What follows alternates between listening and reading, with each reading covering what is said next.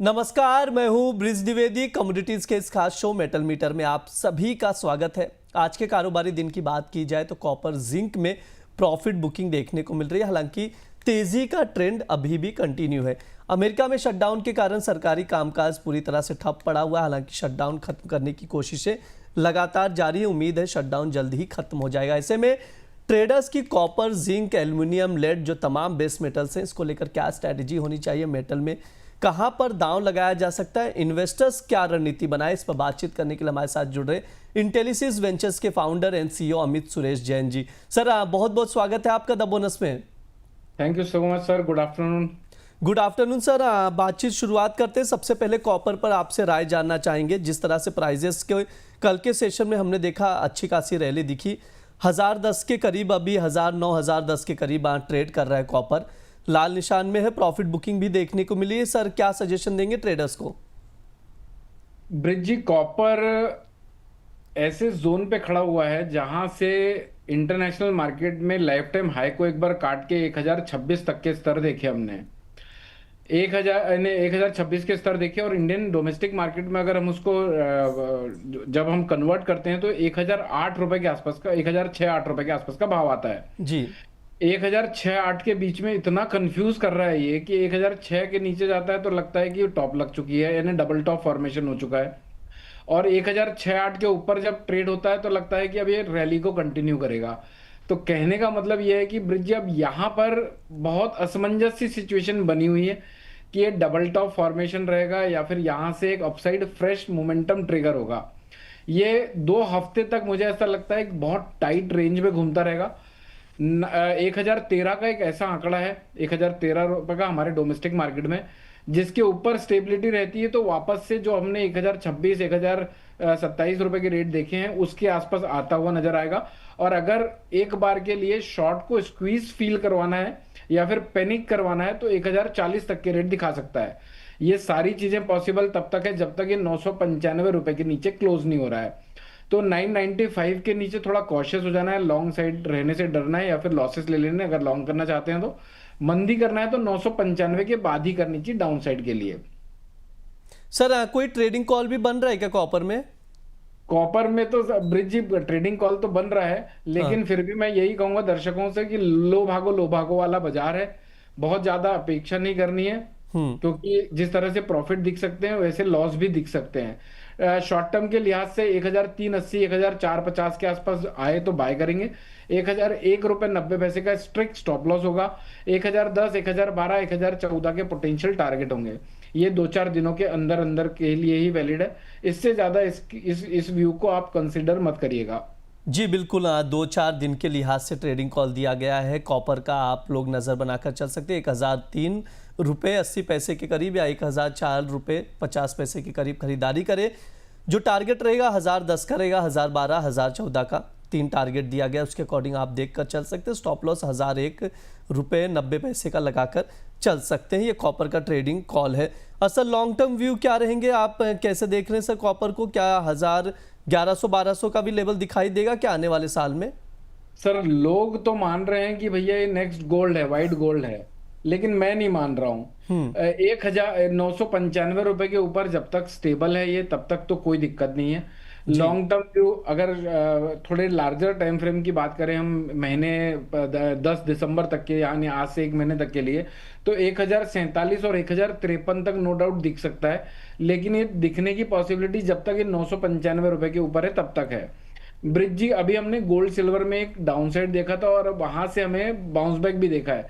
मैं यहाँ पर सिल्वर को इसलिए रेफरेंस में ले रहा हूँ क्योंकि सिल्वर भी मोर और लेस 40% के आसपास बेस मेटल्स का पार्ट है। तो वहां पर एक करेक्शन देखने के बाद यहाँ पर हम सिल्वर में हमने बाउंस बैक देखा है। लेकिन on the contrary base metals ने, स्पेशली कॉपर ने, ना उस डाउनफॉल को पार्टिसिपेट किया, ना ये पुलबैक को पार्टिसिपेट कर रहा है। तो ऐसे में 2 पिक्चरें बनती हैं। एक तो बाजार में जो अभी करेक्शन आया था वो एक सिर्फ ट्रेलर था, मेन पिक्चर दिसंबर के लिए अभी बाकी है। दूसरा, अगर कोई फॉल आता है तो 995 रुपए के ऊपर नीचे मंदी के साइड में चले जाना है, तेजी को पाल के नहीं रखना है। जब तक 995 रुपए ब्रेक नहीं करता तब तक 1047, 1053 तक के भाव दिख सकते हैं। और ये पॉसिबल टारगेट भी सिर्फ शॉर्ट को स्क्वीज फील कराने के लिए या फिर लॉस बुक करवाने के लिए अपसाइड मोमेंटम ट्रिगर होने की संभावनाएं बनाएंगे।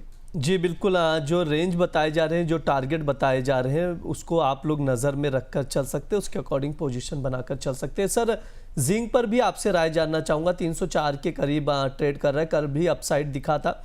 आज के सेशन में थोड़ी बहुत प्रॉफिट बुकिंग भी आई है, 304 के करीब ट्रेड है, लेकिन अभी भी ट्रेंड पॉजिटिव ही नज़र आ रहा है। सर, क्या सजेशन देंगे ट्रेडर्स को आप? ब्रिज जी, अभी जिंक चल रहा है 304 रुपए के लगभग चल रहा है। जिंक में मुझे ऐसा लगता है एक बार के लिए 313 और 319 के भाव दिख सकते हैं। इसमें मैं थोड़ा कंपैरेटिवली, अगर आप कॉपर से कंपेयर करें, एल्युमिनियम से कंपेयर करें, लेड से कंपेयर करें, तो मैं इसमें ज्यादा स्ट्रेंथ देखता हूं। 313, 319 के भाव हमें आने वाले 2 से 3 हफ्ते में देखने को मिल सकते हैं। लेकिन इसकी पॉसिबिलिटी सिर्फ 294 रुपए 80 पैसे के नीचे जब तक नहीं जा रहा है तब तक की है।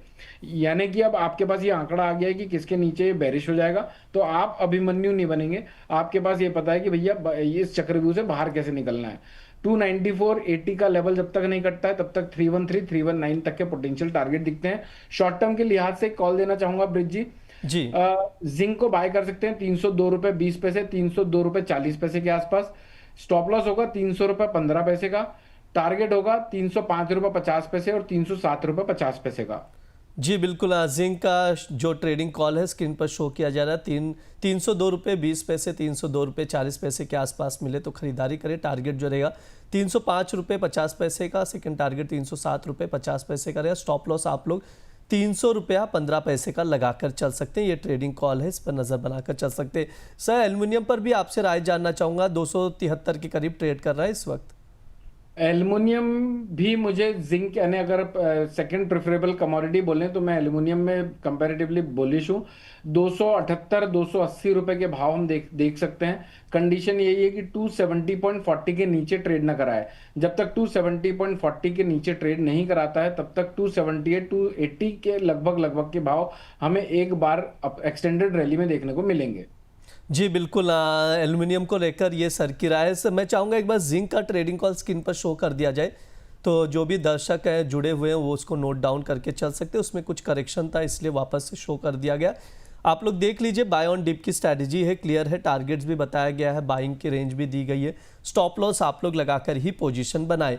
अब सर, लेड पर भी आपसे व्यू लूँगा। 183 के करीब इस वक्त हम लोग देख पा रहे हैं प्राइजेस एक रेंज में ही नज़र आ रहा है। बहुत समय से ही हम लोग लेड को एक रेंज में देख रहे हैं। सर, कोई रेंज जो दिखाई दे रहा है आपके अकॉर्डिंग, क्या कुछ है? बहुत टाइट रेंज दिखती है ब्रिज जी। 180.80 से 188.80, ये आज 7-8 रुपए की रेंज लगती है। इसके ऊपर भी नहीं लगता है और इसके नीचे भी नहीं लगता है। 188.80 कटने के बाद तेजी नहीं रखनी चाहिए, और जब तक 188.80 को सस्टेन कर रहा है तब तक बाय ऑन डिप की रणनीति रखें। 187, 188 के आसपास अपने प्रॉफिट लेते रहें। जी बिल्कुल, लेड में बाय ऑन डिप की स्ट्रैटेजी रख सकते हैं, जो रेंज है उस रेंज को पकड़कर। सर, निकल पर क्या राय रखते हैं? 1303 का करीब इस वक्त ट्रेड कर रहा है सर। निकल तो सर मेरे को पसंद ही नहीं है। निकल को मैं ट्रैक तो कर रहा हूँ, लेकिन निकल में बाइंग पता नहीं, यानी सारी कमोडिटीज को देखें और निकल को देखें तो निकल ना लॉन्ग का व्यू खराब कर देती है कि भाई मैं टूटने वाली हूँ तो ये कॉपर जिंक लेड कैसे बढ़ जाएंगे। तो मेरे ख्याल से जो शॉर्ट करना चाहता है वो निकल में अपॉर्चुनिटी ढूंढे। 1344 के आसपास अगर बाउंस मिलता है तो वहां पर 1360 रुपए के ऊपर के स्टॉप लॉस से बेच सकते हैं 1288 रुपए के टारगेट के लिए। सर, तमाम बेस मेटल्स पर हमने बातचीत की। अगर मैं आपसे पूछूं कि टॉप पिक में किसे सजेस्ट करेंगे तो क्या है आपका पसंदीदा बेस मेटल? सर, जिंक है। जिंक 313 रुपए कंफर्टेबली स्क्रीन पे छपना चाहिए ऐसा लगता है, और लेकिन उसके लिए भी 294.80 जब तक नहीं कटता है तब तक इसकी ब्राइट पॉसिबिलिटी है। जिंक पर आप लोग नज़र बनाकर चल सकते हैं। ये अमित सर की राय है। जो ट्रेडिंग पोजीशन, जो ट्रेडिंग कॉल्स दिए उसको ध्यान में रखते हुए ही आप लोग पोजीशन बनाएं। सर, आपकी ओर से कोई डिस्क्लेमर रहेगा? सर, मेरी कोई पर्सनल पोजीशन नहीं होती, ना मेरी फैमिली मेंबर्स की होती है। क्लाइंटों को हमने सेम कॉल्स शेयर किए हुए हो सकते हैं। आप जो भी पोजीशन लेते हैं उसका रिस्क को एक बार अपने मन के अंदर कैलकुलेट कर लीजिए, ताकि आप अपने डर को हटा सकें, क्योंकि डर ही इस मार्केट में सबसे बड़ा लॉस कराता है। और एक बात अपने आप को बार बार बोलते रहिए, मैं भी रिपीट करता रहता हूँ, बाजार बुढ़ा नहीं होता, हम बुढ़े होते हैं। बाजार अपॉर्चुनिटीज बहुत देता रहेगा। फोमो के चक्कर में आप अपने लॉसेस को मत बढ़ाइए। और जब प्रॉफिट आए तो क्या सर, लाओ माल? लाओ माल वाले कमेंट करिए। लाओ माल इसका मतलब ये नहीं कि मुझे लाओ माल, आप अपना माल लाके दो। एक ग्रीट करने का तरीका है, जैसे हम बच्चन साहब का है था, जी जी वैसे जी मेरा लाओ माल है। बस आप लाओ माल के कमेंट्स करते रहिए, हमें अच्छा लगता है कि आप हमारी वजह से एटलीस्ट पैसा बचा रहे हैं और बना भी रहे हैं। जी बिल्कुल। आप लोग भी कमेंट्स करते रहिए और द बोनस को लगातार प्यार देते रहिए। बहुत बहुत शुक्रिया सर आज की चर्चा में जुड़ने के लिए। जी सर। ये हमारा मेटल मीटर शो है। इस दौरान तमाम मेटल्स पर विस्तार से बातचीत की जाती है, फंडामेंटल्स बताए जाते हैं, ट्रेडिंग कॉस्ट दिए जाते हैं जिन पर आप लोग नज़र बनाकर चल सकते हैं। फिलहाल के लिए इस शो में इतना ही। आप लोग बने रहिए द बोनस के साथ। धन्यवाद।